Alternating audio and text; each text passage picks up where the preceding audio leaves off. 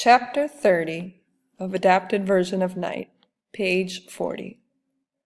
Another time, Edek got very angry. The victim this time was my father. "You stupid old man," he started yelling. "Is this what you call working?" Edek began hitting him with a metal club. At first, my father fell over under the hits, but then he was very weak. I watched it all happening without moving. I was silent. In fact, I thought about running away so that Edek did not hit me. Also, I felt angry. But I was not angry at Edek. I was angry at my father. What did he do to make Edek hit him? That was how life in a concentration camp had changed me. Another day, Edek noticed the gold tooth in my mouth. "Give me your tooth, kid." I told him that I could not, because without that tooth, I could no longer eat. "For what they give you to eat, kid?" I found another answer. My tooth had been listed in the register during the medical checkup. This could mean trouble for us both. "If you do not give me your tooth, you can die," Edek said. His eyes were full of greed.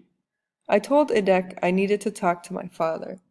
"Go ahead, kid, ask, but I want the answer by tomorrow."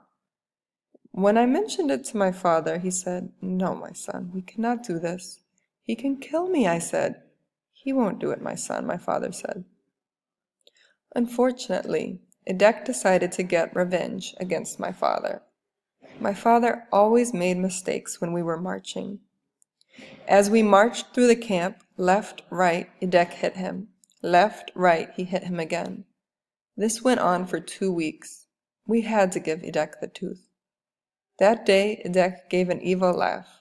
"I knew it. I knew that I was going to win, kid. And because you made me wait, it will also cost you some bread. Some bread for one of my friends, a famous dentist from Poland, to pay him for pulling out your tooth." "What? My bread so that you can have my tooth?" I asked. Edek smiled. "What would you like, that I break your teeth by hitting your face?" That night in the bathroom, the dentist from Poland pulled my tooth with the help of an old spoon. Edek stopped bothering my father and me. Sometimes he even gave me extra soup. But it didn't last long. 2 weeks later, Edek went to another camp. I lost my tooth for nothing.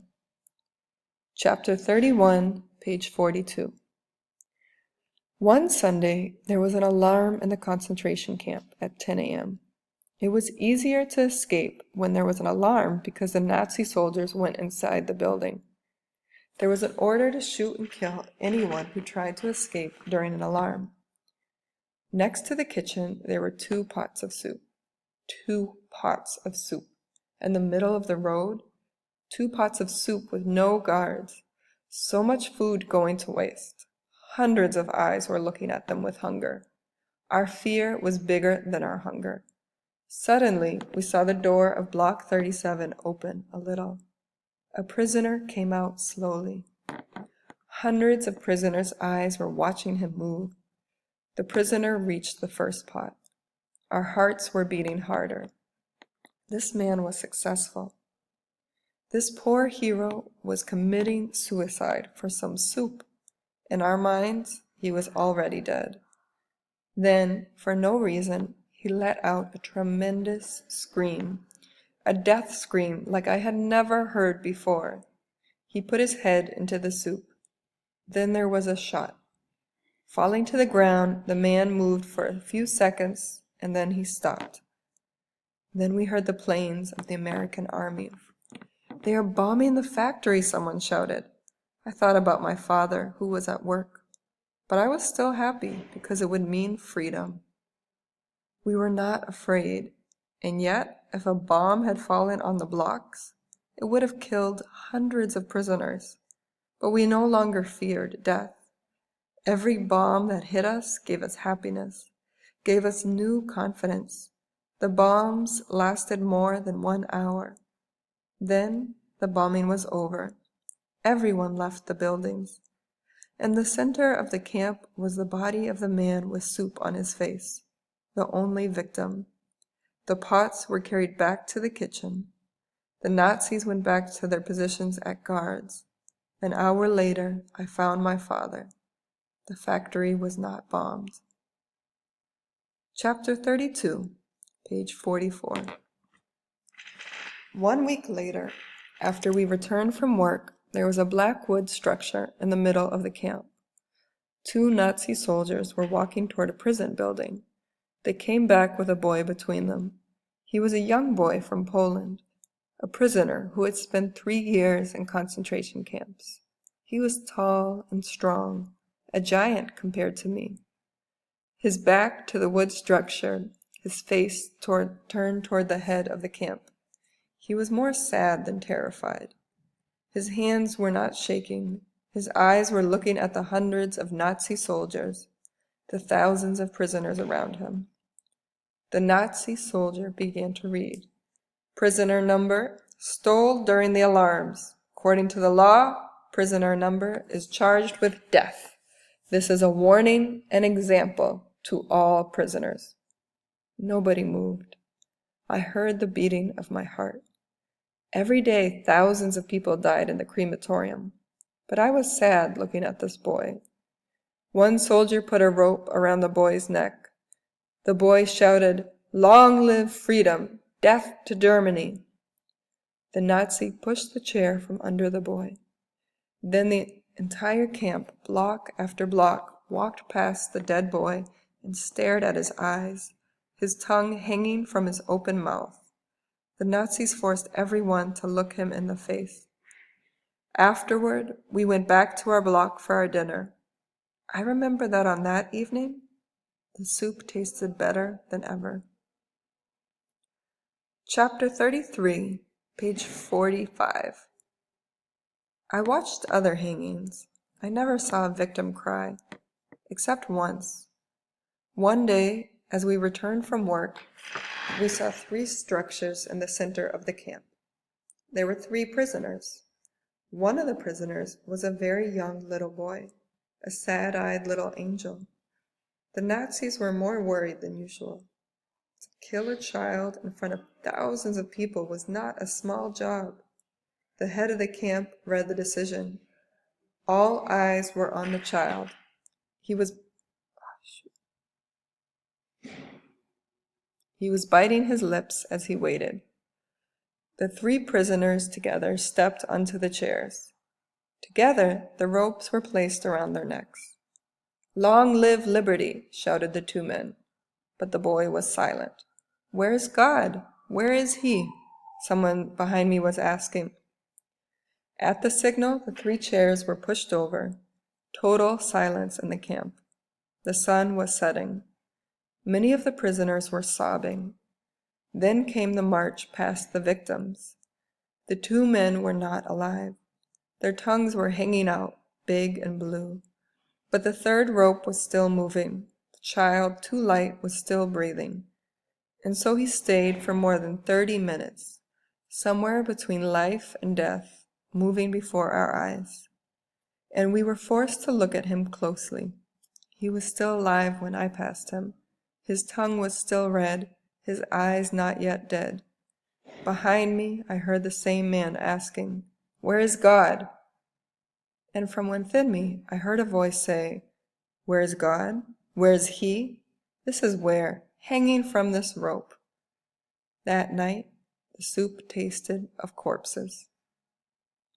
Chapter 34, page 46. The summer was ending. That day was the Jewish holiday called Rosh Hashanah.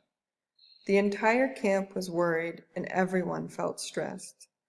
We waited to eat our soup until after the holiday prayer.